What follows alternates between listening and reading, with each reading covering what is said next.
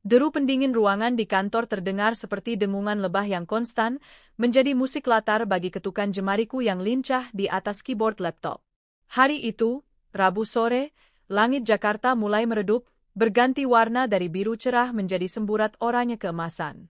Aku, Rina Wijayanti, sedang berada di puncak permainanku. Di usiaku yang menginjak 32 tahun, aku memegang posisi sebagai manajer pemasaran senior di sebuah perusahaan multinasional terkemuka.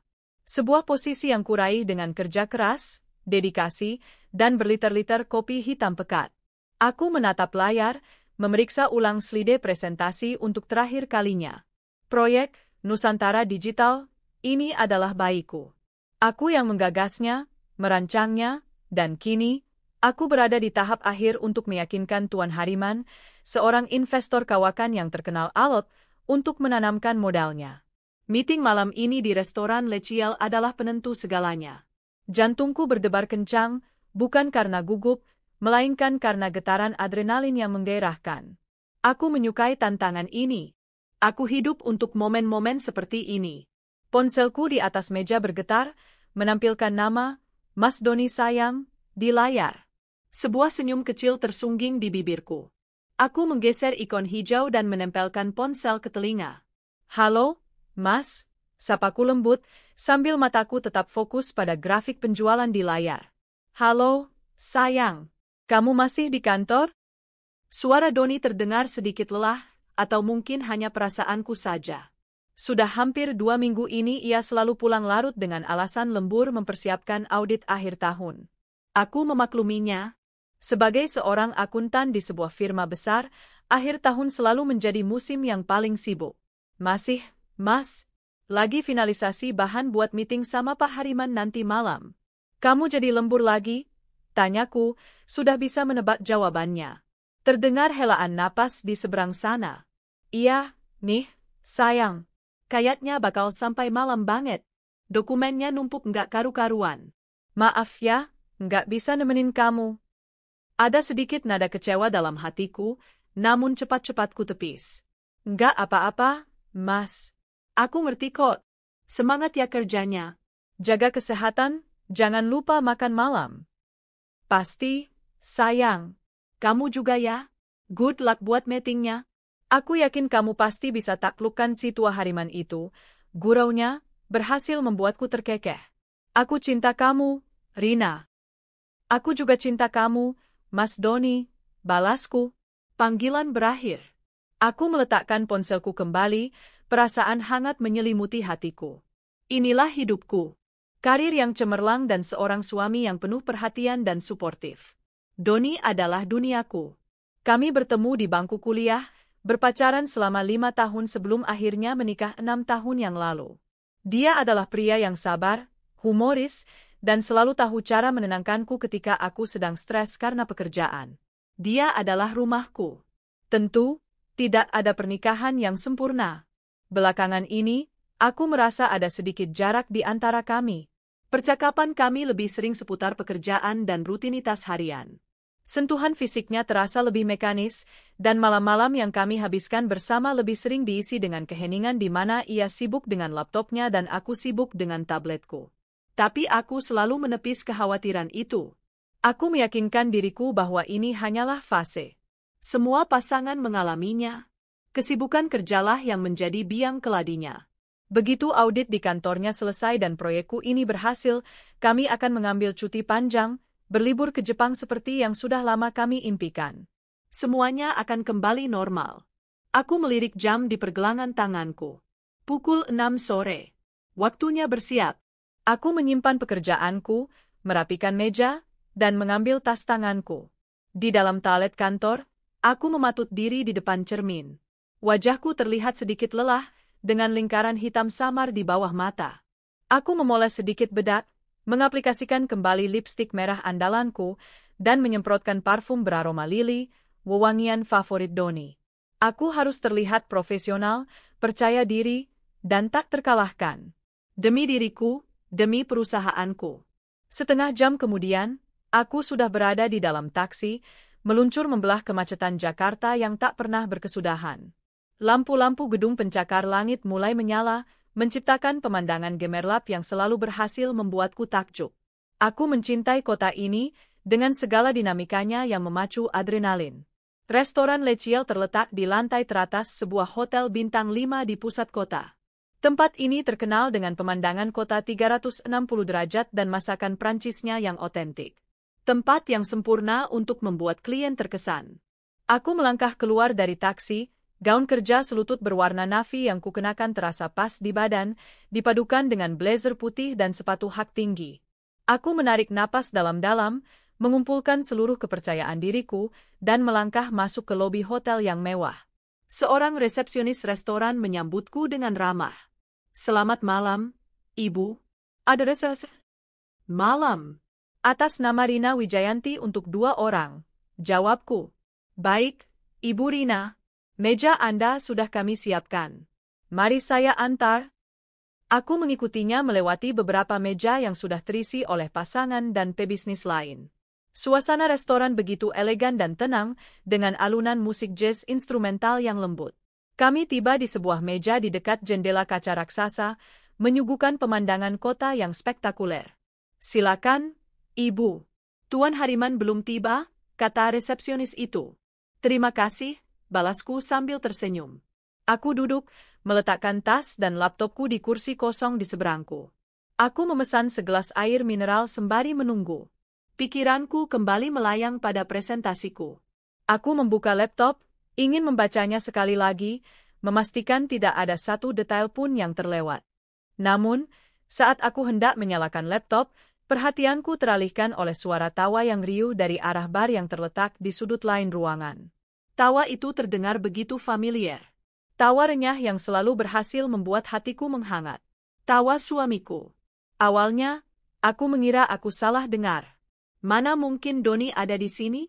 Bukankah dia sedang terkubur di bawah tumpukan dokumen di kantornya? Aku menajamkan pandangan, mencoba mencari sumber suara itu di antara keremangan lampu restoran. Dan kemudian, aku melihatnya. Dunia seakan berhenti berputar. Napasku tercekat di tenggorokan. Di sana, di sebuah meja bundar besar yang dikelilingi sekitar 6 atau 7 orang lainnya, duduklah Mas Doni. Dia tidak terlihat lelah atau stres karena pekerjaan. Sebaliknya, dia tampak begitu hidup, begitu bahagia. Dia mengenakan kemeja kasual yang kusuka, lengannya digulung hingga siku, dan senyum lebar menghiasi wajahnya. Dia sedang tertawa. Tertawa bersama teman-temannya.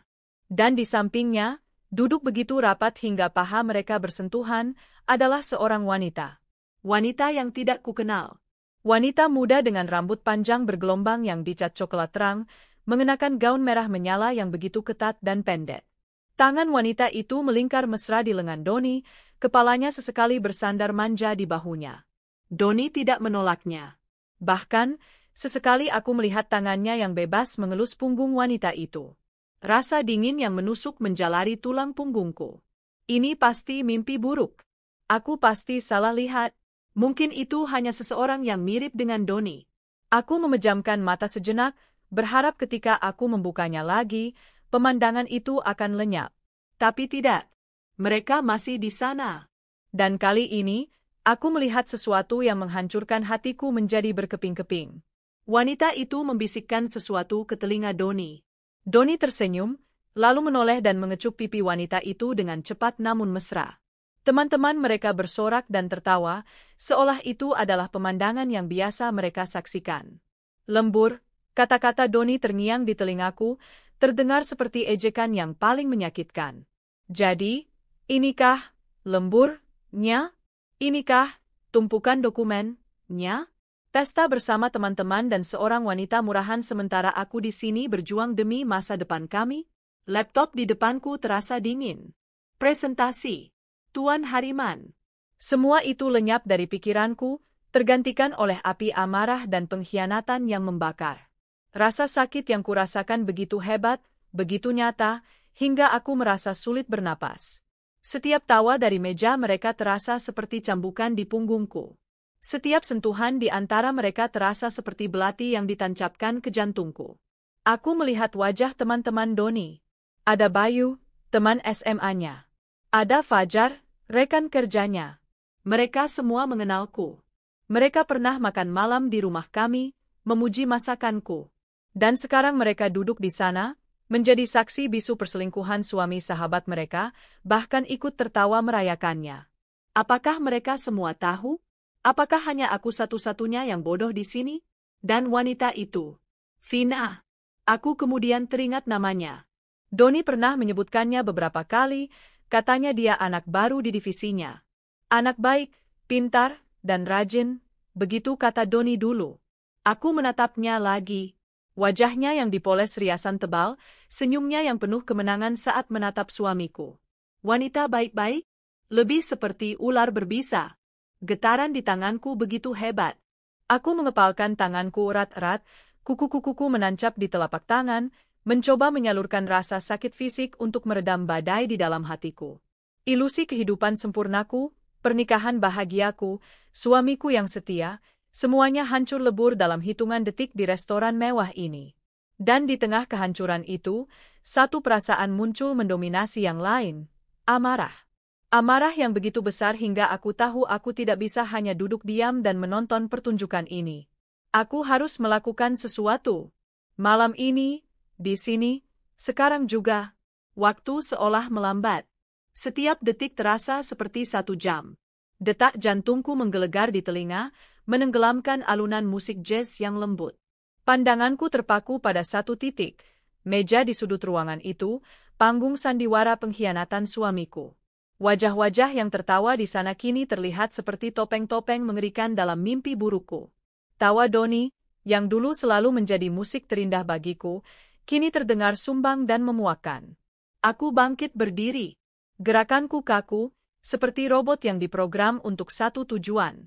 Aku tidak lagi merasakan kakiku menapak di lantai marmer yang dingin.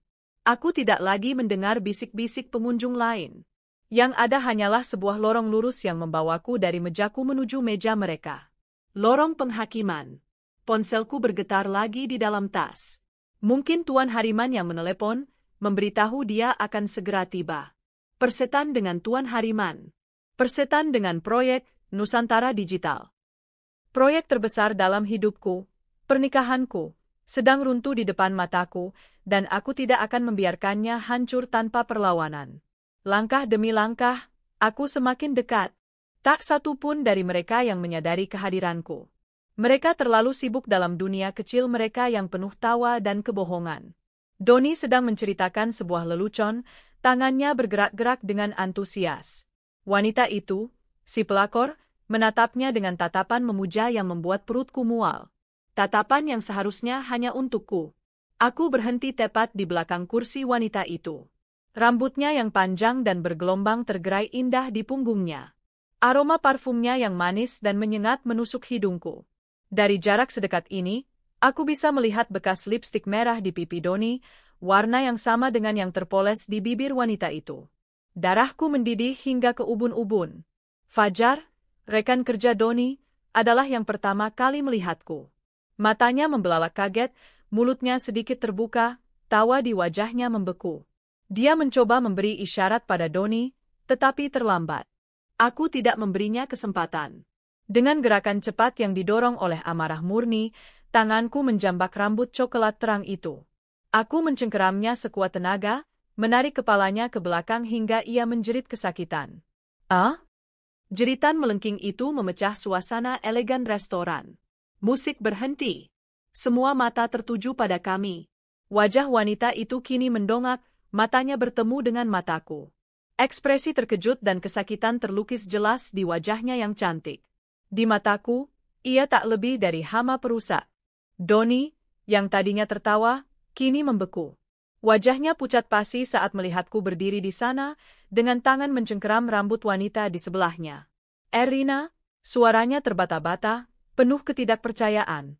Lembur, Mas, desisku, setiap kata keluar dari gigiku yang terkatup rapat. Suaraku serak, bergetar karena amarah. Ini proyek audit yang kamu kerjakan sampai lupa pulang. Aku menarik rambutnya lebih keras, membuatnya merintih.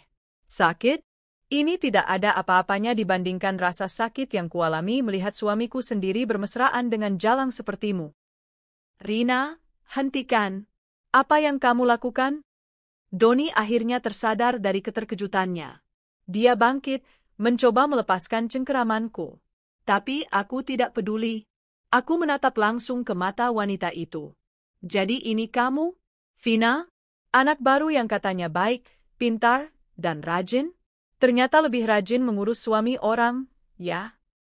Wajahnya memerah, antara malu dan sakit. Air mata mulai menggenang di pelupuk matanya. Tolong lepaskan. Isaknya. Lepaskan?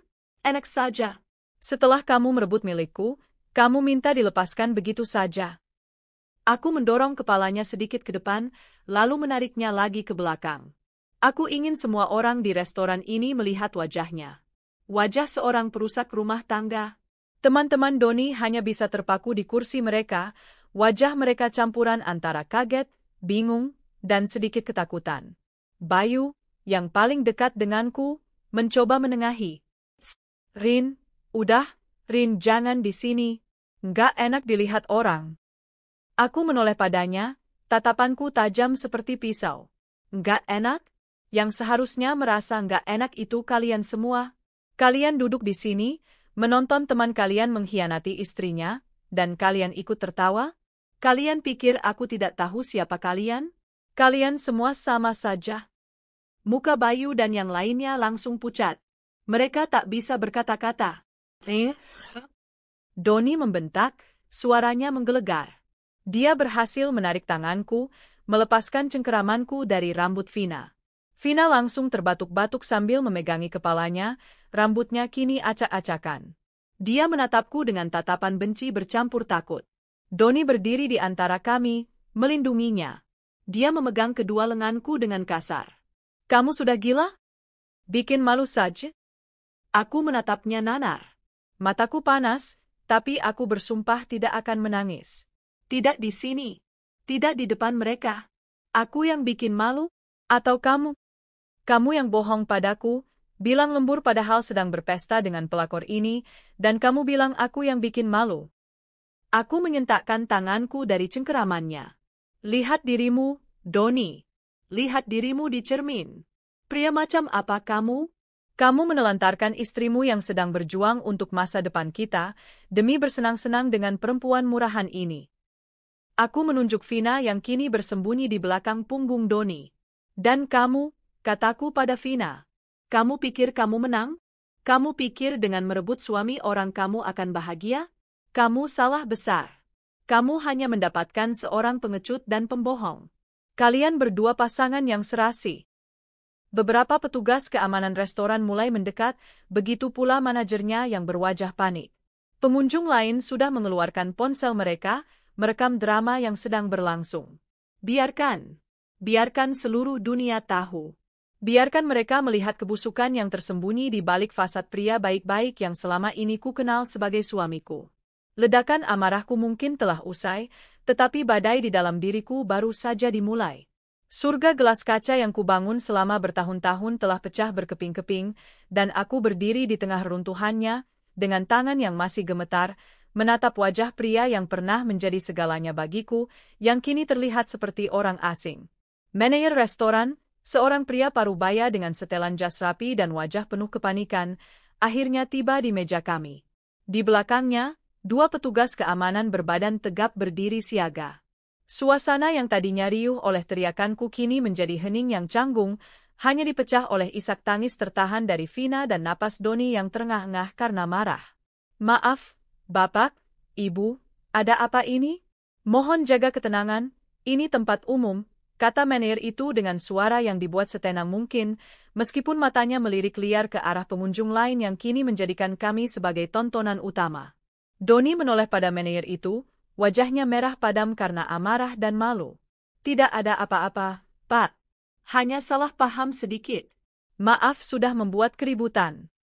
Ia mencoba meredakan situasi, mencoba menyelamatkan sisa-sisa harga dirinya yang sudah tercabik-cabik. Salah paham? Aku tertawa sinis, suara tawaku terdengar kering dan penuh kepahitan. Salah paham? Aku menatap Doni dengan tajam. Bagian mana yang salah paham, Mas? Bagian kamu bilang lembur tapi ternyata ada di sini? Atau bagian kamu mencium wanita lain di depan teman-temanmu? Atau mungkin bagian di mana kamu sekarang membelanya dan menyalahkanku. Wajah Doni mengeras. Rina, diam. Kita selesaikan ini di rumah, bisiknya dengan penekanan, mencoba mengintimidasiku. Dulu, mungkin aku akan takut. Aku akan menuruti kata-katanya, menyimpan rasa sakit ini untuk kutangisi sendiri di kamar. Tapi Rina yang itu sudah mati beberapa menit yang lalu, bersamaan dengan hancurnya kepercayaanku. Rina yang sekarang tidak akan diam. Aku mengabaikan Doni dan beralih menatap teman-temannya yang masih terpaku di kursi. Bayu, Fajar, aku memanggil nama mereka satu persatu, suaraku jelas dan mantap. Kalian mengenalku, kan? Kalian tahu aku istri sah Doni. Mereka hanya bisa mengangguk kaku, tidak berani menatap mataku. Bagus kalau kalian masih ingat, lanjutku. Jadi, aku mau tanya. Sudah berapa lama kalian tahu tentang ini? Sudah berapa lama kalian ikut serta dalam kebohongan ini, menutupi perselingkuhan teman kalian sementara kalian masih tersenyum manis di depanku saat kita bertemu? Mereka bungkam. Wajah mereka pucat, terlihat sangat tidak nyaman. Oh, jadi tidak ada yang berani menjawab. Aku tersenyum dingin. Baiklah. Biar ku jelaskan pada kalian siapa wanita yang sedang kalian lindungi ini. Aku menunjuk Vina, yang masih sesenggukan di belakang Doni. Kalian mungkin mengira dia wanita baik-baik. Mungkin Doni memperkenalkannya sebagai teman kerja yang manis dan polos. Tapi lihatlah dia sekarang. Wanita baik-baik tidak akan pergi dengan suami orang. Wanita baik-baik tidak akan membiarkan dirinya disentuh dan dicium oleh pria yang sudah beristri. Wanita yang sedang kalian lihat ini adalah seorang pelakor. Perebut laki orang. Seorang wanita murahan yang tidak punya harga diri. Setiap kata yang kuucapkan seperti sebuah tamparan. Vina semakin terisak, sementara teman-teman Doni kini menatapnya dengan pandangan yang berbeda. Pandangan jijik dan penghakiman. Topeng, wanita baik-baik, yang selama ini ia kenakan telah kurobek paksa di depan semua orang. Mereka sekarang tahu siapa dia sebenarnya. Rina, cukup sudah. Doni berteriak, kesabarannya habis. Ia maju selangkah, seolah ingin membungkam mulutku. Tapi aku tidak gentar. Justru aku yang maju menghadapinya. Kenapa? Kamu malu kebusukanmu terbongkar? Kamu malu karena semua orang sekarang tahu bahwa kamu, Doni Prakoso, pria yang terlihat begitu sempurna, ternyata hanyalah seorang pembohong dan pengkhianat. Aku menoleh kepada manajer restoran. Pak, maafkan saya atas keributan ini.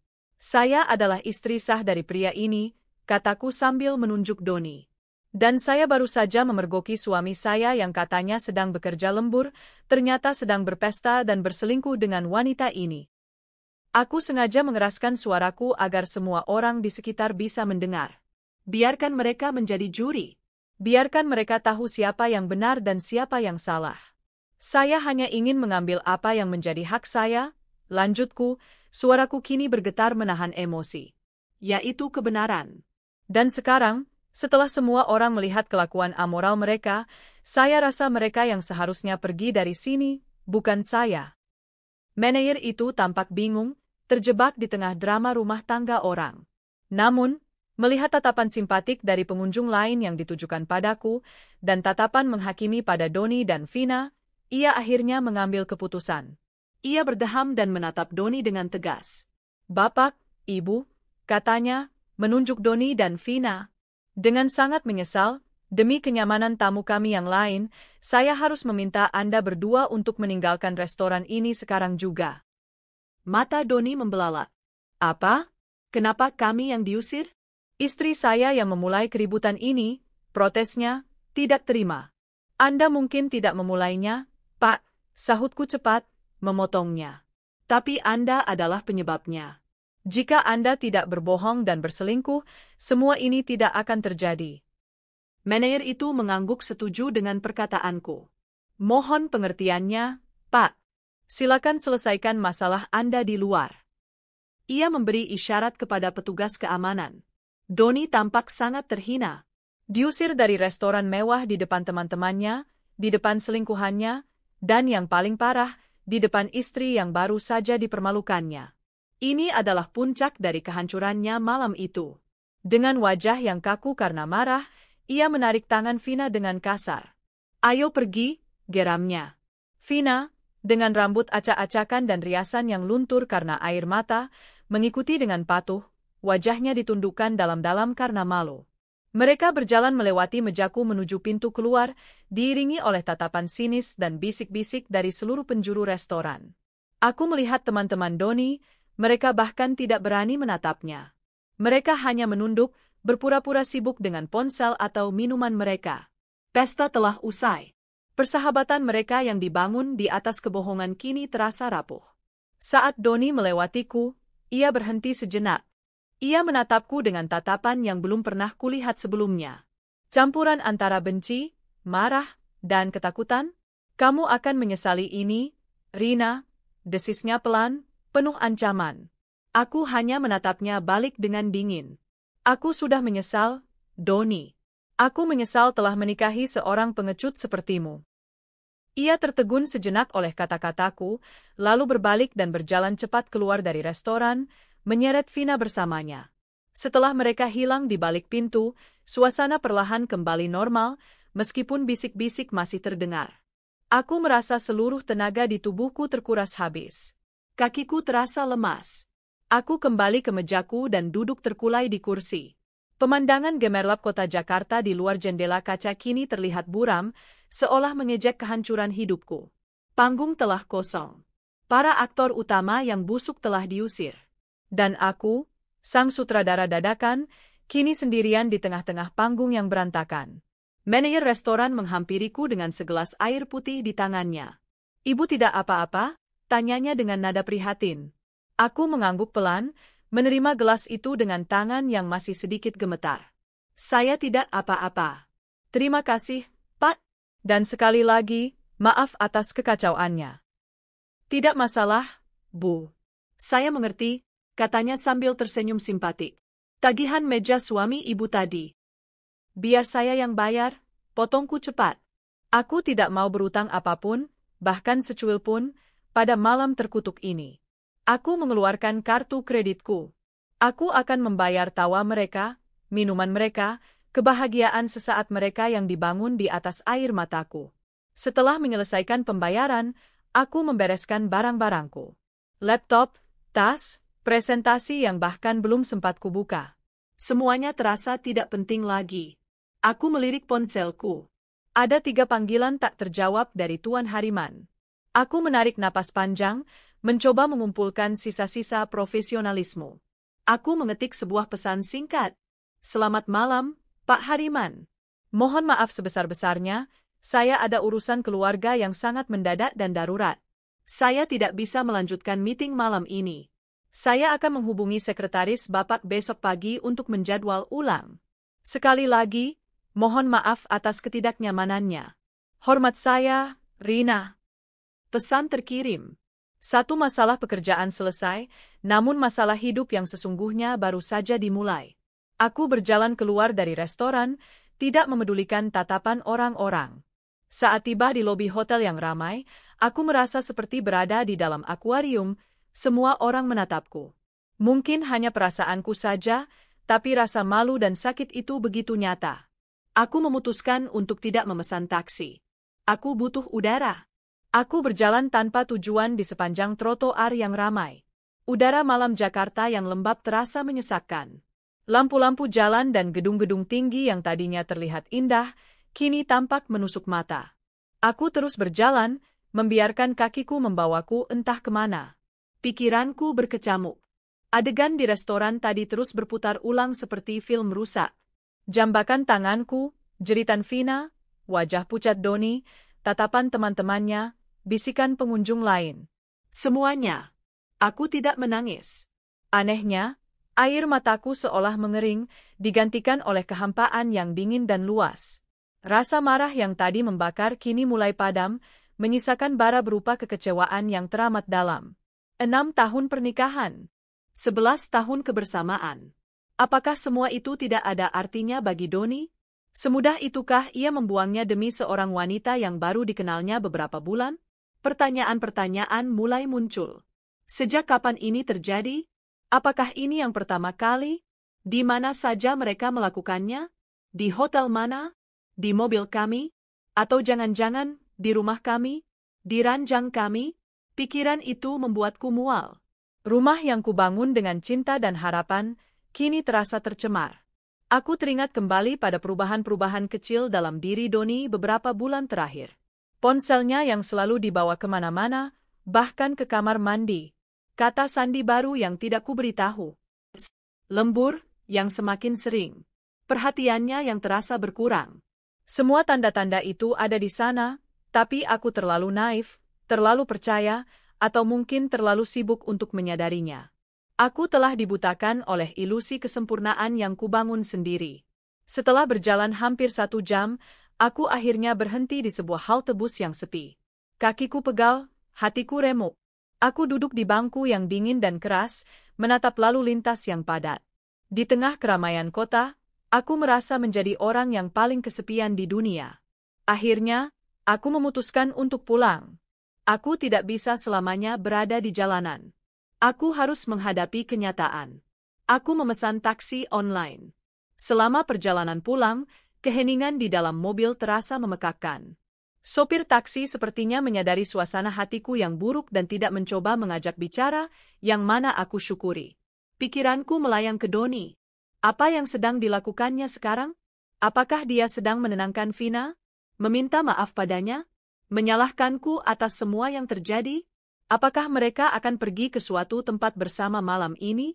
Bayangan mereka berdua di sebuah kamar hotel membuat dadaku sesak. Saat taksi memasuki kompleks perumahan kami, jantungku mulai berdebar lagi. Aku melihat mobil Doni sudah terparkir di garasi. Jadi, dia pulang. Apa yang harus kukatakan padanya? Apa yang akan dia katakan padaku? Aku membayar taksi dan turun. Berdiri di depan pagar rumah kami, aku menarik napas dalam-dalam. Ini adalah rumahku. Aku tidak boleh takut. Aku melangkah masuk, membuka pintu dengan kunciku sendiri. Suasana di dalam rumah gelap dan hening. Hanya lampu teras yang menyala.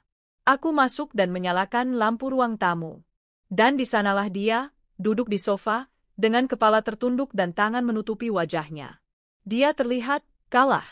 Mendengar suara pintu, dia mengangkat kepalanya. Matanya merah dan sembab. Apakah dia menangis? Entah kenapa, pemandangan itu tidak menimbulkan rasa kasihan sedikit pun dalam diriku. Hanya ada rasa hambar. Dia bangkit dan berjalan menghampiriku. "Rena?" Panggilnya dengan suara serak. Aku tidak menjawab. Aku hanya berdiri diam, menatapnya dengan pandangan kosong. "Sayang, maafkan aku," katanya lagi, mencoba meraih tanganku. Aku menarik tanganku. "Jangan sentuh aku," kataku dingin. Wajahnya tampak terluka. "Rina, tolong biarkan aku jelaskan." "Jelaskan apa lagi, Doni?" balasku, suaraku datar tanpa emosi. Aku sudah melihat semuanya dengan mata kepalaku sendiri. Penjelasan apa lagi yang kubutuhkan? Itu tidak seperti yang kamu lihat. Aku hanya... Hanya apa, potongku? Hanya khilaf? Hanya iseng? Hanya teman biasa? Simpan saja alasan busukmu itu. Aku sudah tidak tertarik mendengarnya. Aku berjalan melewatinya, menuju kamar kami. Aku butuh mandi. Aku butuh membersihkan diriku dari semua kotoran hari ini. Dia mengikutiku dari belakang. "Rina, aku tahu aku salah. Aku sangat menyesal. Tapi tolong, jangan seperti ini." Aku berhenti di depan pintu kamar dan berbalik menghadapnya. Lalu aku harus seperti apa, Doni? Aku harus pura-pura tidak terjadi apa-apa? Aku harus menyambutmu pulang dengan senyum dan bertanya bagaimana lembur MU hari ini? Begitu? Dia terdiam, tak bisa menjawab. "Malam ini," kataku dengan tegas, "kamu tidur di sofa. Aku tidak mau melihat wajahmu di dekatku." "Tapi, Rin..."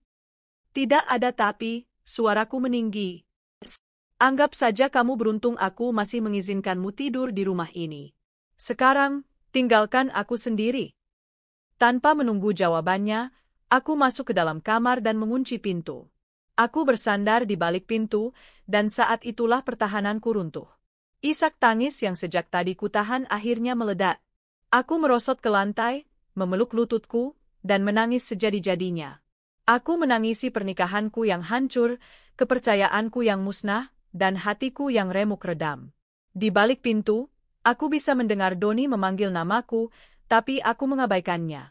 Malam itu, badai hening di antara kami telah berubah menjadi dinding tebal yang memisahkan dunia kami selamanya. Pagi datang tanpa kuminta. Sinar matahari menerobos masuk melalui celah gorden, terasa menyakitkan bagi mataku yang bengkak karena menangis semalaman. Aku tidak tidur sedikit pun. Aku hanya berbaring di ranjang yang terasa terlalu besar dan dingin, menatap langit-langit kamar, membiarkan pikiranku berkelana dalam labirin kesakitan dan kemarahan. Ranjang ini, tempat kami berbagi mimpi dan cerita, kini terasa asing. Aromanya masih sama, tapi kehangatannya telah hilang. Aku bangkit dengan tubuh terasa remuk. Aku melihat pantulan diriku di cermin meja rias. Seorang wanita dengan rambut berantakan, mata merah, dan wajah pucat. Aku terlihat menyedihkan. Tapi di balik tatapan lelah itu, aku melihat sesuatu yang baru, sebuah kilatan baja. Kilatan keteguhan hati. Aku tidak akan membiarkan diriku hancur karena ini. Aku mandi dan mengenakan pakaian kerjaku. Aku memilih setelan blazer paling tajam yang kumiliki, berwarna hitam pekat. Hari ini, aku butuh baju zirah. Saat aku keluar dari kamar, aku melihat Doni tertidur di sofa dengan posisi yang tidak nyaman. Di atas meja, ada secangkir kopi yang sudah dingin dan sepiring roti bakar yang tidak tersentuh. Sebuah upaya perdamaian yang gagal. Aku melewatinya begitu saja tanpa mengeluarkan suara, dan langsung menuju dapur untuk membuat kopiku sendiri. Dia terbangun saat mencium aroma kopi. "Rina?" panggilnya dengan suara serak. Aku tidak menoleh. Aku hanya terus mengaduk kopiku. "Kita perlu bicara," katanya sambil bangkit dan menghampiriku. "Aku tidak punya waktu." "Aku harus ke kantor," jawabku dingin. "Setidaknya sarapan dulu." "Aku sudah siapkan." "Aku tidak lapar," potongku. Aku mengambil tasku dan berjalan menuju pintu. "Rina, tolong jangan hukum aku seperti ini." Suaranya terdengar putus asa. Aku berhenti, membalikkan badan, dan menatapnya. "Menghukummu?" "Doni, ini bukan hukuman. Ini adalah konsekuensi dari perbuatanmu. Selamat menikmati." Aku keluar dari rumah, membanting pintu di belakangku. Aku tidak peduli jika itu membangunkan tetangga. Aku tidak peduli pada apapun lagi, kecuali bagaimana caranya melewati hari ini. Di kantor, aku langsung menenggelamkan diri dalam pekerjaan. Aku menghubungi sekretaris Tuan Hariman dan berhasil menjadwalkan ulang pertemuan untuk lusa. Aku bekerja seperti mesin, fokusku 100% pada angka dan data, mencoba mematikan semua emosi yang berkecamuk di dalam. Beberapa rekan kerja menatapku dengan aneh, mungkin karena wajahku yang sembab, tapi tak ada yang berani bertanya. Mereka tahu aku bukan orang yang suka mencampur-adukan urusan pribadi dengan pekerjaan. Siang harinya, ponselku mulai ramai.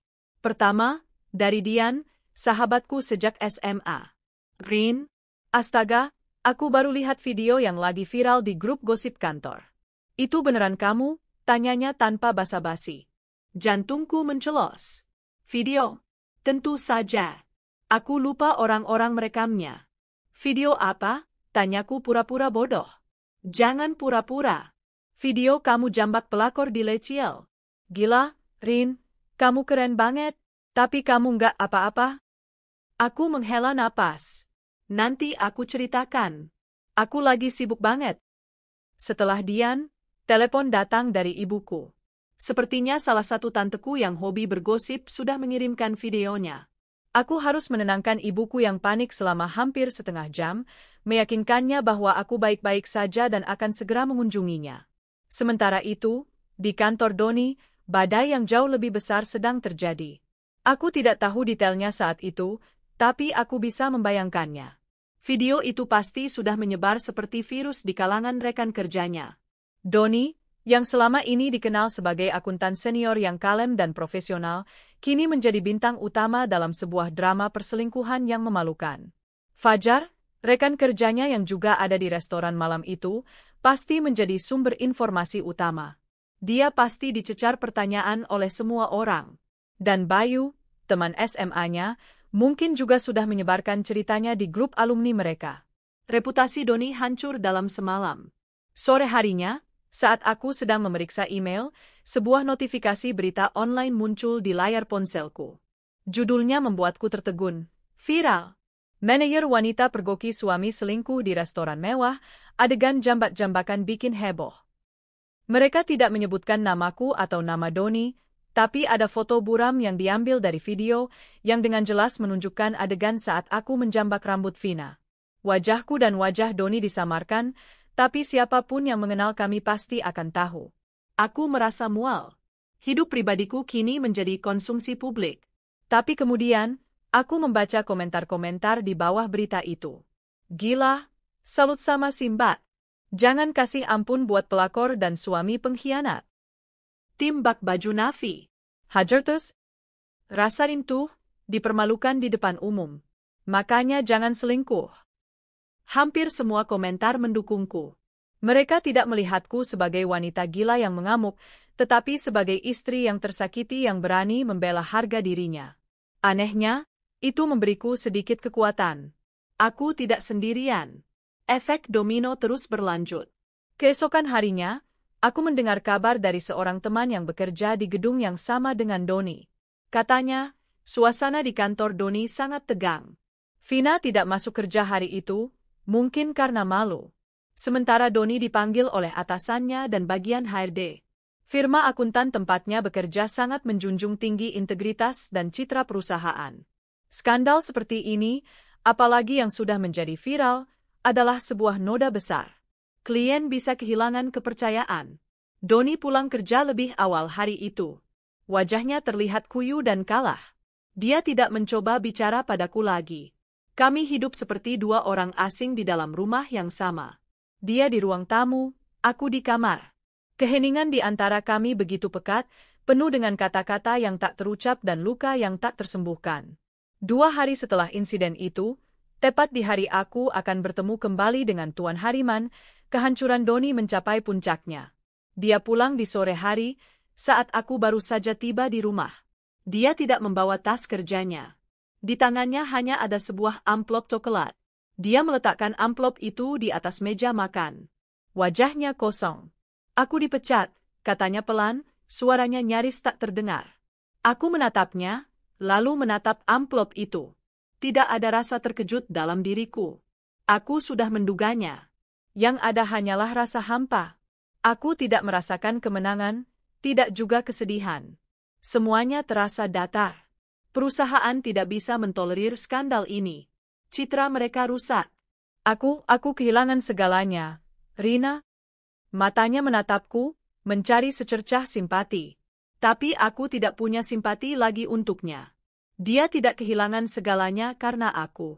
Dia kehilangan segalanya karena perbuatannya sendiri. Akulah yang telah kehilangan segalanya lebih dulu. Aku kehilangan suami, kepercayaan, dan mimpi-mimpi masa depanku bersamanya. Pekerjaannya hanyalah korban terakhir dari efek domino yang ia mulai sendiri. Aku hanya mengangguk pelan. Aku turut prihatin, kataku dengan nada yang terdengar palsu bahkan di telingaku sendiri. Aku berbalik, mengambil tasku, dan bersiap pergi. Kamu mau kemana? Tanyanya, suaranya bergetar. Aku ada meeting penting. Jawabku singkat. Meeting? Di saat seperti ini kamu masih memikirkan pekerjaan. Aku berhenti dan menatapnya dengan pandangan dingin. Ya, Doni, aku masih memikirkan pekerjaan. Karena tidak seperti kamu, aku tidak bisa membiarkan hidupku hancur. Salah satu dari kita harus tetap punya masa depan. Aku meninggalkannya yang termangu di ruang makan, dengan surat pemecatannya sebagai satu-satunya teman. Akibat dari malam itu telah menghancurkan karirnya. Dan aku tahu, ini barulah permulaan dari kehancurannya. Beberapa hari berlalu dalam kebisuan yang menyiksa. Rumah kami yang dulu penuh tawa kini menjadi mausoleum bagi pernikahan kami yang telah mati. Doni menghabiskan hari-harinya di depan televisi, berpindah dari satu saluran ke saluran lain tanpa minat, atau hanya menatap kosong keluar jendela. Dia seperti mayat hidup, sosok yang kehilangan tujuan dan semangat. Kehilangan pekerjaan telah merenggut kebanggaan dan identitasnya sebagai seorang pria, sebagai kepala keluarga. Aku, di sisi lain, justru semakin bersinar. Presentasiku dengan Tuan Hariman berjalan sangat sukses. Aku berhasil menjawab semua pertanyaannya yang tajam dengan data dan argumen yang kuat. Dia begitu terkesan hingga langsung setuju untuk mendanai penuh proyek Nusantara Digital. Ini adalah kemenangan terbesar dalam karierku. Tapi saat aku menerima ucapan selamat dari bos dan rekan-rekanku, aku tidak merasakan euforia yang meluap-luap seperti yang kubayangkan. Ada lubang hitam di hatiku yang tidak bisa diisi oleh pencapaian profesional sebesar apapun. Aku mencoba merayakan keberhasilan itu dengan makan malam bersama Dian. Di sebuah kafe yang nyaman, aku menceritakan semuanya, dari awal hingga akhir. Dian mendengarkan dengan saksama, sesekali mengumpat dan mengepalkan tangannya saat mendengar detail pengkhianatan Doni. "Jadi, apa rencanamu selanjutnya, Rin?" tanyanya setelah aku selesai bercerita. "Kamu akan memaafkannya?" Aku mengaduk-aduk minumanku. Aku tidak tahu, Di. Sebagian diriku ingin sekali melihatnya menderita seperti aku menderita. Tapi sebagian diriku yang lain hanya merasa lelah. "Rina," Dian meraih tanganku, tatapannya serius. "Dengar, aku mengenalmu sudah sangat lama. Kamu wanita yang kuat. Tapi kekuatan bukan berarti kamu harus menanggung beban ini selamanya. Kamu berhak bahagia." Pertanyaannya, apakah kamu masih bisa bahagia bersamanya? Pertanyaan itu menamparku. Bisakah aku bahagia bersamanya lagi? Bisakah aku tidur di sampingnya setiap malam tanpa membayangkan dia bersama wanita lain? Bisakah aku mempercayainya lagi saat dia bilang akan lembur? Bisakah aku menatap wajahnya tanpa mengingat rasa sakit dan penghinaan yang telah dia berikan? Jawabannya adalah tidak. Aku menyadari sesuatu yang fundamental telah hilang, rasa hormat. Aku tidak lagi menghormatinya sebagai seorang pria, sebagai seorang suami. Dan tanpa rasa hormat, cinta tidak akan bisa bertahan. Yang tersisa hanyalah kenangan dan kebiasaan. Aku tidak bisa membangun sisa hidupku di atas fondasi yang rapuh seperti itu. Malam itu, setelah pulang dari bertemu Dian, aku telah membuat keputusan. Keputusanku bulat dan tak tergoyahkan. Aku menemukan Doni masih di posisi yang sama, di sofa ruang tamu. Aku mematikan televisi, membuatnya terkejut. "Doni, kita perlu bicara," kataku dengan suara yang tenang namun tegas. Dia duduk tegak, seolah sudah menduga apa yang akan terjadi. "Tentang apa?" Aku menarik kursi dari meja makan dan duduk di hadapannya, menjaga jarak di antara kami. "Tentang kita. Tentang pernikahan ini." Aku menarik napas dalam-dalam. "Aku sudah tidak bisa, Doni. Aku sudah mencoba, tapi aku tidak bisa. Setiap kali aku melihatmu, yang kulihat hanyalah kebohongan dan pengkhianatanmu." Matanya mulai berkaca-kaca. "Rina, beri aku satu kesempatan lagi. Aku bersumpah akan berubah. Aku akan melakukan apa saja untuk menebus kesalahanku." "Sudah terlambat," jawabku pelan. "Kepercayaan itu seperti kaca, sekali pecah, kamu bisa mencoba menyatukannya kembali, tapi retakannya akan selalu terlihat. Aku tidak mau menghabiskan sisa hidupku melihat retakan itu setiap hari." Aku meletakkan sebuah map tipis di atas meja kopi di antara kami. Aku sudah menghubungi pengacara. Di dalam situ ada surat gugatan cerai. Doni menatap map itu seolah itu adalah seekor ular berbisa. Wajahnya pucat pasi. "Cerai? Rina, kamu tidak serius, kan? Kita sudah bersama selama 11 tahun. Kamu mau membuang itu semua begitu saja?" "Aku tidak membuangnya, Doni. Kaulah yang membuangnya saat kamu memutuskan untuk berselingkuh. Kaulah yang menghancurkannya," balasku, suaraku mulai bergetar menahan emosi. 11 tahun itu sekarang terasa seperti sebuah kebohongan panjang. Dia menggelengkan kepalanya dengan panik. Tidak. "Rina, tolong pikirkan lagi. Aku mohon." Dia berlutut di hadapanku, mencoba meraih kakiku. Aku menarik kakiku. Pemandangan dia yang memohon seperti ini tidak membuatku luluh. Justru membuatku semakin jijik. Di mana pria yang dulu kukagumi? Yang ada di hadapanku sekarang hanyalah seorang pria lemah yang menyedihkan. "Keputusanku sudah final, Doni," kataku dengan suara dingin. "Dan ada satu hal lagi." Aku berhenti sejenak, mengumpulkan kekuatan untuk mengucapkan kalimat berikutnya. Rumah ini adalah milikku. Aku membelinya dengan uang hasil jeripayahku dan sebagian dari warisan almarhum ayahku, jauh sebelum kita menikah. Namaku satu-satunya yang ada di sertifikat. Aku mau kamu pergi. Itu adalah pukulan terakhir. Wajahnya yang tadinya memelas kini berubah menjadi penuh amarah. Dia bangkit berdiri. Kamu mengusirku? Setelah semua yang terjadi, kamu mengusirku dari rumahku sendiri. Ini bukan rumahmu lagi, tegasku. Aku memberimu waktu sampai akhir minggu untuk membereskan barang-barangmu dan pergi dari sini. Setelah itu, aku akan mengganti semua kunci. Kamu tidak bisa melakukan ini padaku, Rina. Aku tidak punya apa-apa lagi. Aku tidak punya pekerjaan, tidak punya uang, teriaknya frustrasi. Itu bukan lagi urusanku, jawabku, hatiku terasa sekeras baja. Mungkin kamu bisa tinggal bersama Vina? Bukankah dia cinta sejati Emu? Buktikan bahwa hubungan kalian bukan hanya tentang bersenang-senang. Buktikan bahwa kalian bisa bertahan saat susah. Sarkasme dalam kata-kataku menyengatnya. Dia terdiam, rahangnya mengatup keras. Dia tahu dia telah kalah telak. Aku bangkit dari kursiku. Tidak ada lagi yang perlu dibicarakan. Vonis telah dijatuhkan. Tanpa ampun. Akhir pekan ini, Doni, jangan membuatku harus memanggil petugas keamanan untuk mengusirmu. Aku berbalik dan berjalan menuju kamarku, meninggalkannya yang berdiri mematung di tengah ruang tamu. Aku tidak menoleh ke belakang. Aku tidak mau melihat kehancurannya lebih jauh lagi. Mulai malam ini, aku akan belajar untuk tidur nyenyak sendirian. Aku harus membiasakan diri, karena babak baru dalam hidupku akan segera dimulai, dan di babak itu, tidak ada lagi tempat untuknya. Hari Sabtu pagi, aku terbangun oleh suara berisik dari ruang tamu. Suara laci yang ditarik, pintu lemari yang dibuka tutup, dan langkah kaki yang mondar-mandir. Doni sedang berkemas. Aku tidak keluar dari kamar. Aku hanya duduk di tepi ranjang, menyeruput kopi pagiku, dan mendengarkan suara-suara itu sebagai musik latar dari akhir sebuah era. Tidak ada kesedihan. Tidak ada penyesalan. Yang ada hanyalah perasaan lega yang aneh, seolah sebuah beban berat yang selama ini menekan dadaku akhirnya terangkat. Prosesnya memang menyakitkan, seperti mencabut gigi yang sudah busuk, tapi setelahnya, yang tersisa adalah kelegaan dan awal dari penyembuhan. Menjelang siang, suara-suara itu berhenti.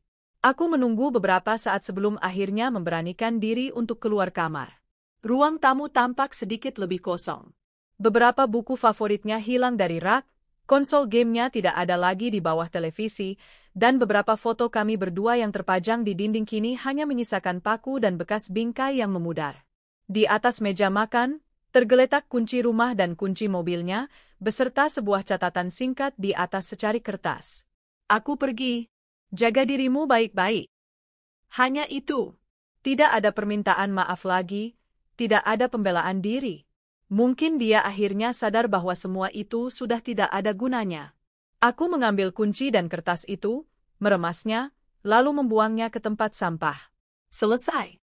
Aku menghabiskan sisa akhir pekanku dengan membersihkan rumah.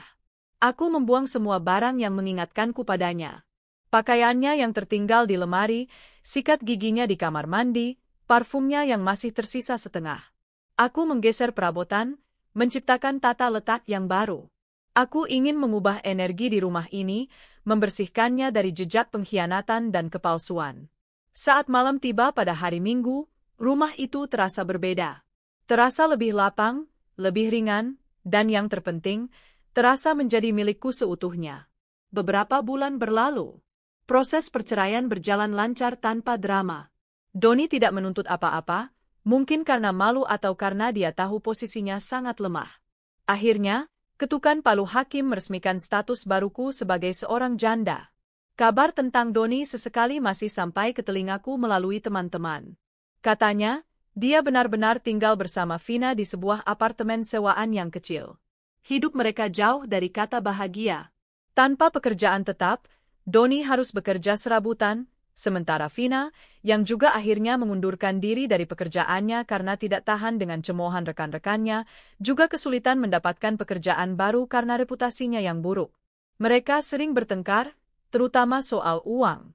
Cinta yang mereka agung-agungkan saat semuanya mudah, ternyata tidak cukup kuat untuk menghadapi kerasnya kenyataan. Aku mendengarkan cerita itu tanpa emosi. Bukan urusanku lagi. Kehancuran mereka adalah hasil dari pilihan yang mereka buat sendiri. Aku, sebaliknya, mulai membangun kembali hidupku. Aku fokus pada karierku. Proyek Nusantara Digital sukses besar dan aku mendapatkan promosi menjadi direktur pemasaran. Aku lebih sering menghabiskan waktu dengan Dian dan teman-temanku yang lain, tertawa lepas seperti yang sudah lama tidak kulakukan. Aku juga kembali menghubungi keluargaku, menghabiskan akhir pekan di rumah ibuku, merasakan kembali kehangatan keluarga yang tulus. Aku menemukan kebahagiaan dalam hal-hal kecil. Secangkir teh hangat di pagi hari sambil membaca buku di balkon. Menonton film sendirian di malam hari tanpa harus berkompromi soal pilihan film. Pergi berlibur sendirian ke Bali, menikmati matahari terbenam di pantai dengan perasaan damai yang utuh. Aku belajar untuk menikmati kesendirian, bukan sebagai sebuah kekosongan, tetapi sebagai sebuah kebebasan. Kebebasan untuk menjadi diriku sendiri seutuhnya, tanpa harus memenuhi ekspektasi siapapun. Tentu, ada hari-hari di mana aku merasa kesepian. Ada malam-malam di mana kenangan indah bersamanya tiba-tiba muncul dan membuat hatiku nyeri. Tapi aku tidak membiarkan diriku tenggelam dalam perasaan itu. Aku menerimanya sebagai bagian dari proses penyembuhan. Luka itu ada, dan bekasnya mungkin akan selalu ada, tapi luka itu tidak lagi mendefinisikan siapa aku. 1 tahun setelah malam yang mengubah segalanya itu, aku berdiri di balkon apartemen baruku. Aku memutuskan untuk menjual rumah lama kami, membuang kenangan pahit itu selamanya, dan memulai hidup baru di tempat yang baru. Dari sini, pemandangan kota Jakarta terlihat lebih indah dari sebelumnya. Gemerlap lampu kota tidak lagi terasa mengejek, melainkan seolah merayakan keberhasilanku. Aku meraih cangkir tehku, merasakan kehangatannya di telapak tangan. Ponselku bergetar. Sebuah pesan dari seorang teman pria yang baru kukenal beberapa minggu lalu, mengajakku makan malam. Aku tersenyum. Aku tidak tahu kemana hubungan ini akan berlanjut, dan aku tidak mau terburu-buru. Tapi untuk pertama kalinya setelah sekian lama, aku merasa hatiku terbuka kembali pada kemungkinan. Aku menatap pantulan diriku di kaca jendela. Aku melihat seorang wanita yang berbeda dari setahun yang lalu. Wanita ini lebih kuat, lebih bijaksana, dan yang terpenting, lebih bahagia. Aku telah melewati badai tergelap dalam hidupku dan keluar sebagai pemenang. Bukan karena aku berhasil menghancurkan suamiku dan selingkuhannya, tapi karena aku berhasil menemukan kembali diriku sendiri. Aku membuktikan pada diriku sendiri dan pada dunia, bahwa aku bisa berdiri tegak, bahkan lebih tinggi, tanpa seorang pria pengkhianat di sisiku. Fajar yang baru telah menyingsing, bukan hanya di langit Jakarta, tetapi juga di dalam jiwaku. Dan aku siap menyambutnya dengan hati yang lapang dan senyum yang tulus. Aku bahagia. Dan kebahagiaan ini adalah milikku seutuhnya. Waktu adalah penyembuh yang paling sabar, sekaligus guru yang paling bijaksana. 5 tahun telah berlalu sejak malam yang menghancurkan sekaligus membangun kembali hidupku. Jika 5 tahun yang lalu seseorang mengatakan bahwa aku akan berada di posisiku sekarang, aku mungkin akan tertawa tidak percaya. Tapi disinilah aku, Rina Wijayanti, di usia 37 tahun, berdiri bukan lagi sebagai korban, melainkan sebagai arsitek dari takdirku sendiri. Langit Jakarta sore itu berwarna ungu lembayung, sebuah lukisan alam yang terhampar di balik jendela kaca raksasa kantor baruku. Bukan lagi sebuah bilik manajer senior, melainkan sebuah ruangan luas di sudut gedung, dengan plakat bertuliskan, Rina Wijayanti, founder CEO, Sinergi Kreatif, terpasang dengan bangga di pintunya. 2 tahun setelah perceraianku, aku mengambil langkah paling berani dalam hidupku, mengundurkan diri dari posisi nyaman sebagai direktur dan mendirikan agensi pemasaran digitalku sendiri. Berbekal reputasi, jaringan, dan kesuksesan proyek Nusantara Digital yang menjadi portofolio emasku, Sinergi Kreatif tumbuh pesat. Kini, agensiku menjadi salah satu yang paling disegani di industri, dengan klien-klien besar dan tim yang solid berisikan anak-anak muda kreatif yang kuanggap seperti keluargaku sendiri. Aku menyesap teh melati dari cangkir keramikku, memandang keramaian kota di bawah sana. Dulu, Pemandangan ini adalah saksi bisu dari kehancuranku. Kini, ia menjadi saksi dari kebangkitanku. Aku tidak lagi melihatnya dengan perasaan terluka, melainkan dengan rasa syukur. Aku bersyukur atas rasa sakit itu, karena tanpanya, aku tidak akan pernah menemukan kekuatan yang selama ini terpendam di dalam diriku. Pengkhianatan Doni adalah api yang membakar habis kehidupanku yang lama, namun dari abunya, lahir seekor phoenix yang terbang lebih tinggi. Pintu kantorku diketuk pelan, lalu terbuka. Sosok tinggi tegap dengan senyum hangat yang selalu berhasil menenangkan hatiku masuk. Arya. Namanya Arya Pratama, seorang arsitek yang kutemui 2 tahun lalu di sebuah pameran seni. Pertemuan kami begitu sederhana, diawali dengan perdebatan kecil tentang interpretasi sebuah lukisan abstrak, dan diakhiri dengan bertukar nomor telepon. Masih di sini, Ratu Sinergi, godanya, sambil meletakkan sebuah kantong kertas berisi roti lapis kesukaanku di atas meja. Aku tersenyum, menikmati pemandangan sebelum pulang. Kamu sendiri, bukannya ada revisi desain super penting dari klien cerewet itu? Arya terkekeh, berjalan ke belakang kursiku dan memijat bahuku dengan lembut. Sudah selesai. Dan aku tidak mungkin membiarkan CEO-ku yang hebat ini pulang sendirian. Sentuhannya terasa nyaman dan aman. Tidak ada kepura-puraan, tidak ada kebohongan. Hubunganku dengan Arya adalah antitesis dari pernikahanku dengan Doni. Arya tidak pernah mencoba meredupkan sinarku. Sebaliknya, dia memberiku ruang untuk terbang lebih tinggi, selalu menjadi pendukung terbesarku. Dia mengagumi ambisiku, bukan merasa terintimidasi olehnya. Dia mencintai kekuatanku, bukan mencoba mengendalikannya. Komunikasi kami terbuka, kami membicarakan segalanya, dari ketakutan terdalam hingga mimpi terliar. Dia tahu masa laluku, dan dia tidak pernah menghakimiku. Justru, dia mengatakan bahwa kisahku adalah hal yang membuatnya semakin mengagumiku. Bersamanya, aku merasa utuh. Makan dulu, ya? Habis itu kita pulang. Ibu sudah telepon dari tadi, kangen katanya mau dimasakin sup buntut sama calon menantunya, kata Arya lagi. Aku berbalik dan menatapnya. Calon menantu. Kata-kata itu terasa begitu pas. 3 bulan yang lalu, di puncak Gunung Bromo saat matahari terbit, Arya melamarku. Tidak dengan kemewahan, hanya dengan ketulusan yang meluluhkan hatiku. Dan aku mengatakan, ya, tanpa keraguan sedikit pun. Aku siap membuka lembaran baru lagi, bukan karena aku butuh seorang pria untuk melengkapi hidupku, tapi karena aku ingin berbagi hidupku yang sudah lengkap ini dengan pria yang tepat. Saat kami sedang bersiap untuk pulang, ponselku bergetar. Sebuah notifikasi dari pesan instan. Dari Dian. Rin, tebak aku ketemu siapa di Food Court Mall tadi? The Ghost of Christmas Past. Aku mengerutkan kening. Siapa? Doni Prakoso. Sendirian. Kucel banget. Kayak nggak keurus. Nggak sengaja papasan, dia kelihatan kaget banget lihat aku. Cuma senyum kaku terus buru-buru pergi. Kayaknya hidup nggak berpihak sama dia.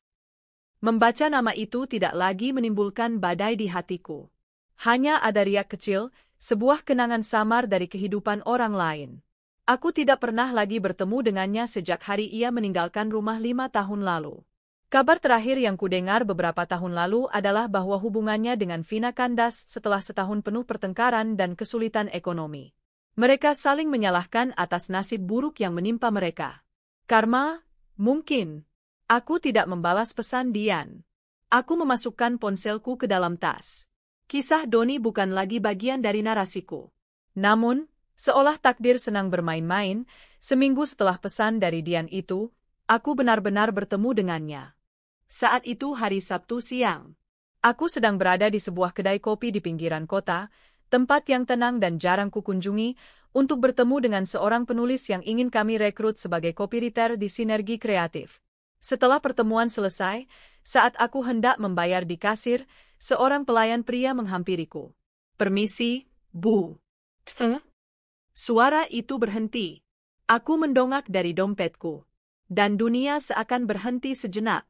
Di hadapanku, mengenakan seragam pelayan kedai kopi yang sedikit kebesaran, berdiri Doni. Waktu telah begitu kejam padanya. Pria yang dulu selalu tampil rapi dan percaya diri kini terlihat 15 tahun lebih tua. Rambutnya menipis dan ada banyak uban di pelipisnya. Wajahnya kuyu, dengan kantung mata yang menghitam. Punggungnya sedikit membungkuk, seolah menanggung beban yang tak terlihat. Senyum percaya diri yang dulu selalu menghiasi wajahnya telah lenyap, digantikan oleh ekspresi lelah dan kalah. Matanya membelalak saat menyadari siapa aku. Wajahnya pucat pasi. "Irina," bisiknya, suaranya serak. Aku butuh beberapa detik untuk menguasai diri. Jantungku berdebar, bukan karena cinta atau benci, tapi karena keterkejutan yang murni. Aku melihat penampilanku sendiri dari pantulan mesin kopi di belakangnya, seorang wanita karir yang sukses dengan blazer mahal dan tas bermerek. Lalu aku melihatnya, mantan suamiku, seorang pria hancur yang bekerja sebagai pelayan. Kontrasnya begitu tajam, begitu menyakitkan. "Doni," jawabku, suaraku berhasil kujaga agar tetap tenang. Keheningan yang canggung menyelimuti kami. Kasir di sebelahnya menatap kami dengan bingung. Biar saya saja," katanya tergagap, mengambil alih tagihanku dari tangan kasir. Tangannya gemetar saat memproses pembayaranku. Setelah transaksi selesai, dia tidak berani menatapku. "Terima kasih," gumamnya pelan. Aku bisa saja langsung pergi, tapi sesuatu menahanku. Mungkin rasa kasihan. Mungkin keinginan untuk menutup bab ini selamanya dengan cara yang benar. "Apa kabar?" tanyaku pelan.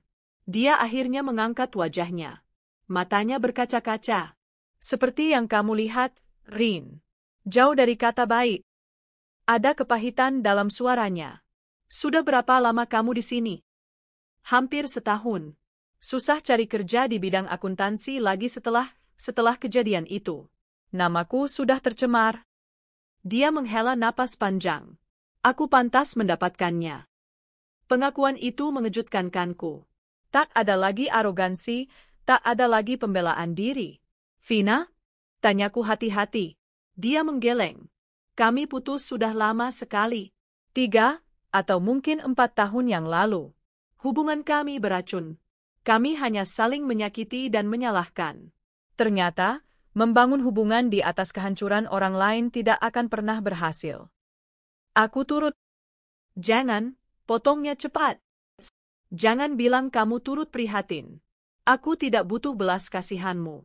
Aku hanya ingin bilang, aku minta maaf, Rina. Kali ini, permintaan maafnya terasa berbeda. Tulus, lahir dari penyesalan yang mendalam, bukan dari kepanikan karena ketahuan. Aku minta maaf atas segalanya. Atas kebohonganku, atas pengkhianatanku, atas rasa sakit yang kuberikan padamu. Tidak ada satu hari pun berlalu tanpa aku menyesali kebodohanku. Aku punya segalanya bersamamu, dan aku membuangnya untuk sesuatu yang fana dan tidak berarti. Aku menghancurkanmu, dan pada akhirnya, aku menghancurkan diriku sendiri. Air mata akhirnya menetes di pipinya. Aku menatapnya. Pria yang menangis di hadapanku ini bukan lagi monster dalam ingatanku. Dia hanyalah seorang manusia yang telah membuat kesalahan fatal dan kini menanggung konsekuensinya seumur hidup.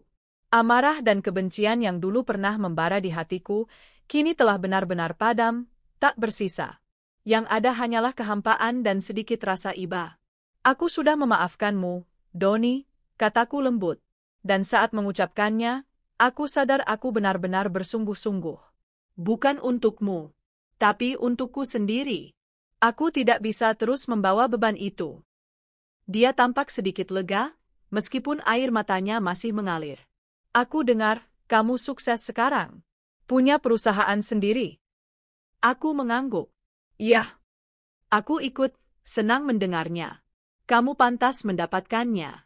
Kamu selalu menjadi wanita yang hebat." Dia tersenyum, senyum pertama yang kulihat darinya, meskipun senyum itu penuh dengan kepedihan. "Aku harus pergi," kataku. "Semoga kamu bisa menemukan jalanmu, Doni." Aku berbalik dan berjalan keluar dari kedai kopi itu, tidak menoleh ke belakang. Saat aku melangkah keluar ke bawah sinar matahari yang cerah, aku menarik napas dalam-dalam. Udara terasa begitu segar, begitu bersih. Seolah rantai terakhir yang mengikatku pada masa lalu akhirnya terlepas. Pertemuan itu adalah penutupan yang tidak pernah kusadari kubutuhkan.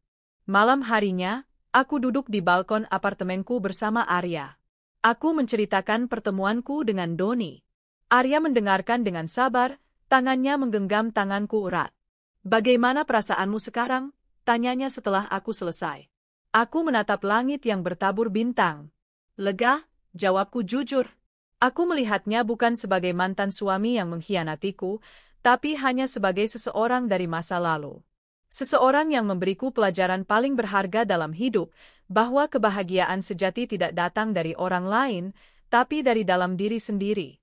Dan bahwa aku jauh lebih kuat dari yang pernah kubayangkan. Arya tersenyum, lalu mengecup keningku. Itulah Rina yang aku kenal dan aku cintai. Kami duduk dalam keheningan yang nyaman, memandang gemerlap kota. Aku menyandarkan kepalaku di bahu Arya, merasakan kedamaian yang utuh. Aku telah melalui neraka dan kembali lagi. Aku telah jatuh ke titik terendah dan berhasil bangkit lebih tinggi. Kisahku bukan lagi tentang pengkhianatan dan balas dendam. Kisahku adalah tentang ketahanan, penemuan diri, dan kekuatan untuk memaafkan. Fajar yang baru telah lama menyingsing dalam hidupku, membawa serta cahaya, kehangatan, dan cinta yang tulus. Dan aku tahu, langit di hadapanku kini tak terbatas. Gambaran cakrawala kota saat matahari terbit. Waktu adalah penyembuh yang paling sabar, sekaligus guru yang paling bijaksana. 5 tahun telah berlalu sejak malam yang menghancurkan sekaligus membangun kembali hidupku. Jika 5 tahun yang lalu seseorang mengatakan bahwa aku akan berada di posisiku sekarang, aku mungkin akan tertawa tidak percaya. Tapi disinilah aku, Rina Wijayanti, di usia 37 tahun, berdiri bukan lagi sebagai korban, melainkan sebagai arsitek dari takdirku sendiri. Ada pepatah yang mengatakan bahwa api memuji emas dan kesulitan memuji orang kuat. Aku merasa seperti emas yang telah melewati tanur paling panas dan keluar dengan kilau yang lebih cemerlang dan murni. Langit Jakarta sore itu berwarna ungu lembayung, sebuah lukisan alam yang terhampar di balik jendela kaca raksasa kantor baruku. Bukan lagi sebuah bilik manajer senior, melainkan sebuah ruangan luas di sudut gedung, dengan plakat kuningan elegan bertuliskan, Rina Wijayanti, founder CEO, Sinergi Kreatif, terpasang dengan bangga di pintunya. Keputusan untuk mengundurkan diri dari posisi nyaman sebagai direktur dan memulai Sinergi Kreatif dari nol adalah lompatan keyakinan yang paling menakutkan sekaligus paling memuaskan dalam hidupku. Aku ingat malam-malam awal yang kuhabiskan sendirian di kantor sewaan kecil, hanya ditemani secangkir kopi dan setumpuk proposal, bertanya-tanya apakah aku telah membuat kesalahan besar. Tapi setiap kali keraguan muncul, aku akan mengingat kembali rasa sakit dari pengkhianatan itu dan mengubahnya menjadi bahan bakar. Aku bersumpah pada diriku sendiri bahwa aku tidak akan pernah lagi membiarkan nasibku berada di tangan orang lain. Kini, Sinergi Kreatif bukan lagi sekadar mimpi. Agensiku menjadi salah satu pemain utama di industri pemasaran digital, dikenal karena inovasi dan pendekatan yang berpusat pada manusia. Kami baru saja memenangkan penghargaan Agensi Digital tahun ini, mengalahkan raksasa-raksasa industri yang dulu hanya bisa kuimpikan untuk bersaing. Timku, yang awalnya hanya terdiri dari 3 orang, kini telah berkembang menjadi 50 orang anak muda brilian dan penuh semangat. Mereka bukan hanya karyawan, mereka adalah keluargaku. Kami membangun budaya kerja yang didasarkan pada kepercayaan, rasa hormat, dan kolaborasi, semua hal yang telah hilang dari kehidupan pribadiku dulu. Aku menyesap teh melati dari cangkir keramikku, memandang keramaian kota di bawah sana. Dulu, pemandangan gedung-gedung pencakar langit ini adalah saksi bisu dari kehancuranku, simbol dari dunia korporat yang dingin dan tak kenal ampun. Kini, pemandangan yang sama menjadi monumen kebangkitanku. Aku tidak lagi melihatnya dengan perasaan terluka, melainkan dengan rasa syukur yang mendalam. Aku bersyukur atas rasa sakit itu, karena tanpanya, aku tidak akan pernah menemukan kekuatan dan keberanian yang selama ini terpendam di dalam diriku. Pengkhianatan Doni adalah api yang membakar habis kehidupanku yang lama, kehidupanku yang penuh ilusi. Namun dari abunya, lahir seekor phoenix yang belajar terbang lebih tinggi, dengan sayap yang ditempa dari baja. Pintu kantorku diketuk pelan, lalu terbuka. Sosok tinggi tegap dengan senyum hangat yang selalu berhasil menenangkan hatiku masuk. Arya. Namanya Arya Pratama, seorang arsitek yang kutemui 2 tahun lalu di sebuah pameran seni. Pertemuan kami adalah sebuah kebetulan yang indah, Diawali dengan perdebatan kecil tentang interpretasi sebuah lukisan abstrak karya Affandi, dan diakhiri dengan tawa dan secangkir kopi yang berlangsung selama 3 jam. Masih di sini, Ratu Sinergi, godanya, sambil meletakkan sebuah kantong kertas berisi roti lapis gandum kesukaanku di atas meja. Aroma roti yang baru dipanggang memenuhi ruangan. Aku tersenyum, merasakan ketegangan di pundakku mengendur. Menikmati pemandangan sebelum pulang. Kamu sendiri, bukannya ada revisi desain super penting dari klien cerewet asal Singapura itu? Arya terkekeh, suara tawanya yang dalam terasa seperti musik. Dia berjalan ke belakang kursiku dan memijat bahuku dengan lembut, jari-jarinya yang kuat dan terampil langsung menemukan titik-titik yang paling tegang. Sudah selesai. Kliennya ternyata sangat menyukai konsep ruang terbuka hijau yang kita diskusikan semalam. Idemu brilian, seperti biasa. Dan aku tidak mungkin membiarkan CEO-ku yang hebat ini pulang sendirian. Sentuhannya terasa nyaman dan aman. Tidak ada kepura-puraan, tidak ada kebohongan. Hubunganku dengan Arya adalah antitesis dari pernikahanku dengan Doni. Jika bersama Doni aku merasa harus terus-menerus membuktikan diri, bersama Arya aku merasa cukup. Arya tidak pernah mencoba meredupkan sinarku. Sebaliknya, dia memberiku ruang untuk terbang lebih tinggi, selalu menjadi pendukung terbesarku. Dia mengagumi ambisiku, bukan merasa terintimidasi olehnya. Dia mencintai kekuatanku, bukan mencoba mengendalikannya. Komunikasi kami terbuka. Kami membicarakan segalanya, dari ketakutan terdalam hingga mimpi terliar. Dia tahu semua detail tentang masa laluku, dan dia tidak pernah menghakimiku. Justru, dia mengatakan bahwa kisahku adalah hal yang membuatnya semakin mengagumiku. Luka-lukamu tidak membuatmu rusak, Rina, katanya suatu malam. Mereka adalah peta yang menunjukkan seberapa jauh kamu telah berjalan. Bersamanya, aku merasa utuh. Makan dulu, ya? Habis itu kita pulang. Ibu sudah telepon dari tadi, kangen katanya mau dimasakin sup buntut favoritnya calon menantu, kata Arya lagi, sambil mengecup puncak kepalaku. Aku berbalik dan menatapnya. Calon menantu. Kata-kata itu terasa begitu pas dan membahagiakan. 3 bulan yang lalu, di puncak Gunung Bromo saat lautan pasir masih diselimuti kabut dan semburat fajar pertama mulai mewarnai langit, Arya melamarku. Tidak dengan kemewahan, hanya dengan ketulusan yang meluluhkan hatiku. Dia berlutut dengan satu kaki, mengeluarkan sebuah kotak beludru kecil, dan berkata, Rina, aku tidak bisa menjanjikan kehidupan yang sempurna tanpa badai. Tapi aku berjanji akan selalu menjadi mercusuar yang menemanimu melewatinya, menjadi dermaga tempatmu selalu bisa berlabuh. Maukah kamu menjadi arsitek masa depan kita bersama? Aku menangis, bukan karena sedih, tapi karena bahagia yang meluap. Dan aku mengatakan, ya, tanpa keraguan sedikit pun.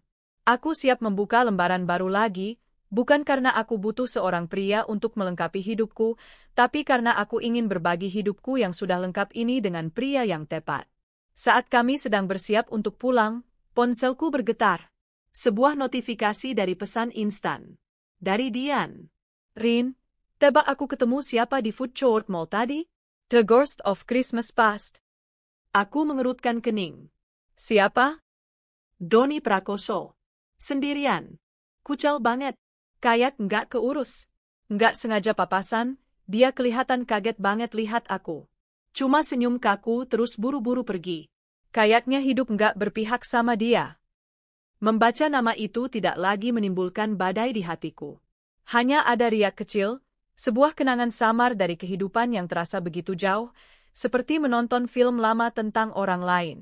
Aku tidak pernah lagi bertemu dengannya sejak hari ia meninggalkan rumah 5 tahun lalu.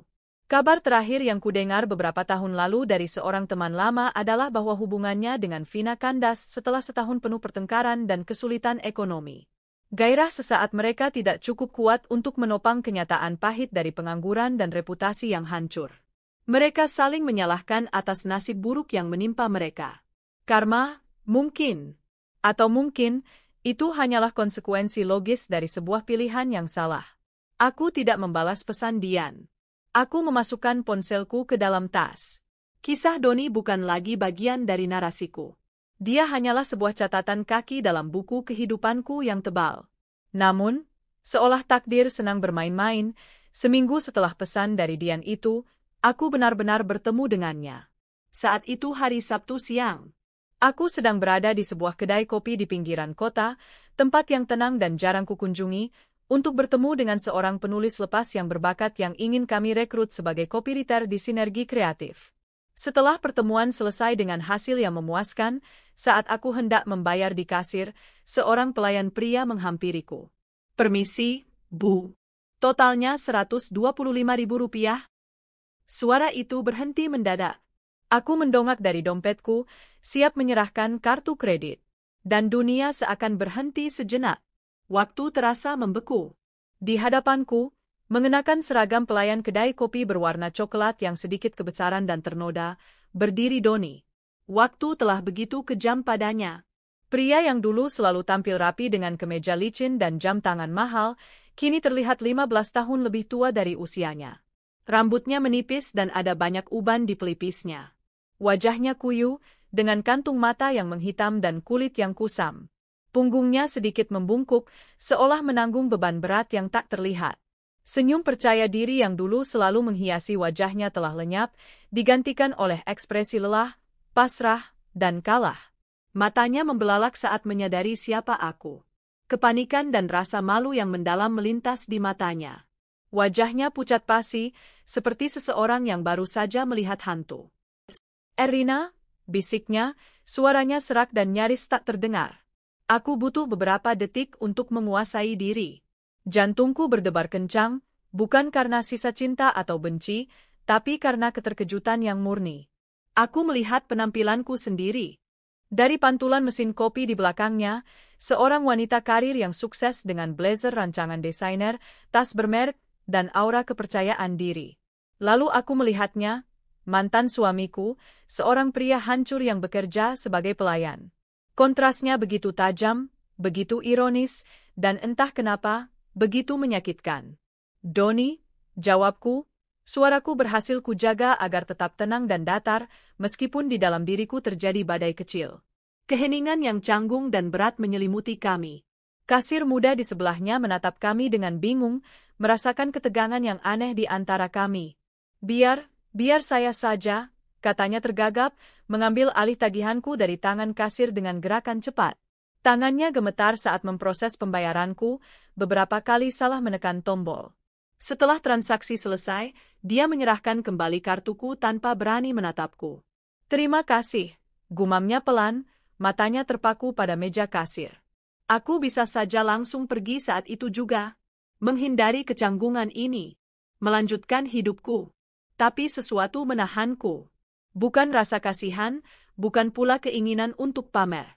Tapi sebuah dorongan dari dalam diri untuk menutup bab ini selamanya dengan cara yang benar, dengan kedewasaan. "Apa kabar?" tanyaku pelan, suaraku lebih lembut dari yang kuduga. Dia akhirnya mengangkat wajahnya. Matanya yang dulu penuh binar kini tampak redup dan berkaca-kaca. "Seperti yang kamu lihat, Rin." Jauh dari kata baik. Ada kepahitan dan kepasrahan yang mendalam dalam suaranya. "Sudah berapa lama kamu bekerja di sini?" "Hampir setahun. Susah sekali cari kerja di bidang akuntansi lagi setelah kejadian itu. Namaku sudah tercemar di mana-mana. Video itu, berita itu mengikuti aku kemanapun aku pergi." Dia menghela napas panjang, sebuah helaan napas yang syarat dengan penyesalan bertahun-tahun. Aku pantas mendapatkannya. Pengakuan itu mengejutkanku. Tak ada lagi arogansi, tak ada lagi pembelaan diri atau usaha menyalahkan keadaan. Yang ada hanyalah penerimaan yang pahit atas konsekuensi perbuatannya. "Vina?" tanyaku hati-hati, sekadar untuk melengkapi kepingan puzzle yang hilang.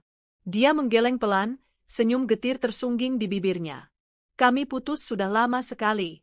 3 atau mungkin 4 tahun yang lalu. Tidak lama setelah aku kehilangan segalanya.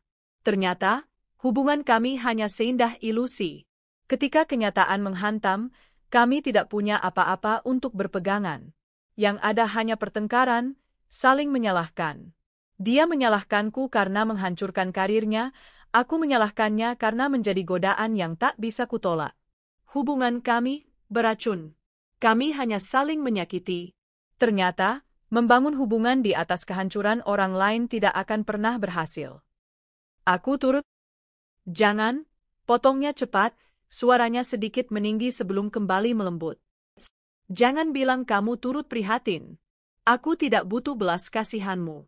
Aku hanya ingin bilang, aku minta maaf, Rina. Kali ini, permintaan maafnya terasa berbeda dari permohonan putus asa di rumah kami dulu. Permintaan maaf ini terasa tulus. Lahir dari kesadaran dan penyesalan yang mendalam, bukan dari kepanikan karena ketahuan. Aku minta maaf atas segalanya. Atas kebohonganku, atas pengkhianatanku, atas rasa sakit yang kuberikan padamu. Tidak ada satu hari pun berlalu tanpa aku menyesali kebodohanku. Setiap malam, aku dihantui oleh wajahmu malam itu di restoran. Wajah penuh luka tapi begitu kuat. Aku punya segalanya bersamamu, Rina.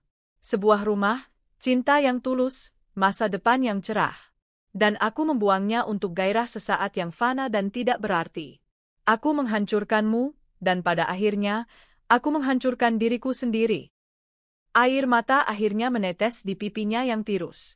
Aku menatapnya, benar-benar menatapnya. Pria yang menangis di hadapanku ini bukan lagi monster dalam ingatanku. Dia hanyalah seorang manusia yang telah membuat kesalahan fatal dan kini menanggung konsekuensinya seumur hidup.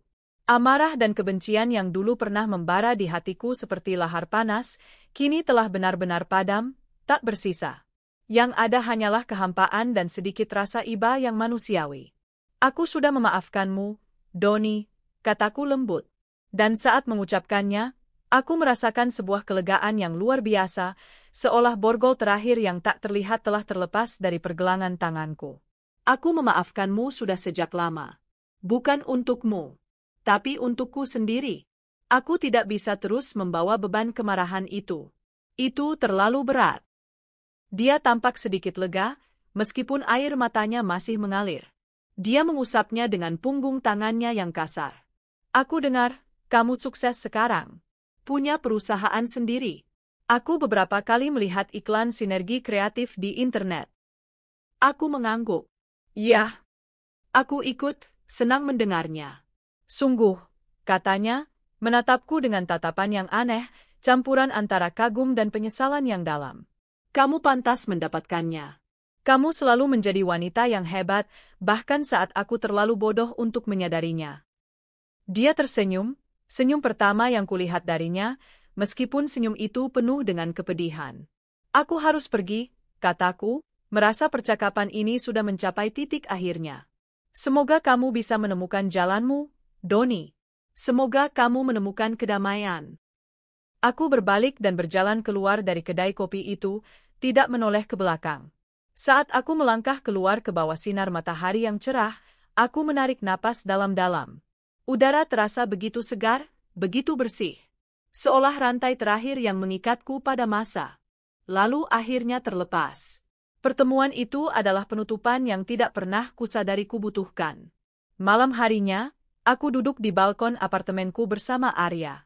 Angin malam membelai rambutku. Aku menceritakan pertemuanku dengan Doni, setiap detailnya. Arya mendengarkan dengan sabar, tangannya menggenggam tanganku erat, memberikan kekuatan tanpa kata. Bagaimana perasaanmu sekarang, setelah semua itu? Tanyanya lembut setelah aku selesai. Aku menatap langit yang bertabur bintang, lalu beralih menatap wajahnya yang teduh di bawah cahaya rembulan. Lega? Jawabku jujur. Sangat lega. Aku melihatnya bukan sebagai mantan suami yang mengkhianatiku, tapi hanya sebagai seseorang dari masa lalu. Seseorang yang, dengan cara yang paling menyakitkan, memberiku pelajaran paling berharga dalam hidup, bahwa kebahagiaan sejati tidak datang dari orang lain, tapi dari dalam diri sendiri. Dan bahwa aku jauh lebih kuat dari yang pernah kubayangkan. Arya tersenyum, lalu menarikku ke dalam pelukannya. Itulah Rina yang aku kenal dan aku cintai. Seorang pejuang dengan hati yang pemaaf. Kami duduk dalam keheningan yang nyaman, memandang gemerlap kota yang terbentang seperti permadani cahaya di hadapan kami. Aku menyandarkan kepalaku di bahu Arya, merasakan kedamaian yang utuh dan nyata. Aku telah melalui neraka dan kembali lagi. Aku telah jatuh ke titik terendah dan berhasil bangkit lebih tinggi dari sebelumnya. Kisahku bukan lagi tentang pengkhianatan dan balas dendam. Kisahku adalah tentang ketahanan, penemuan diri, dan kekuatan untuk memaafkan, bukan untuk melupakan, tapi untuk melepaskan.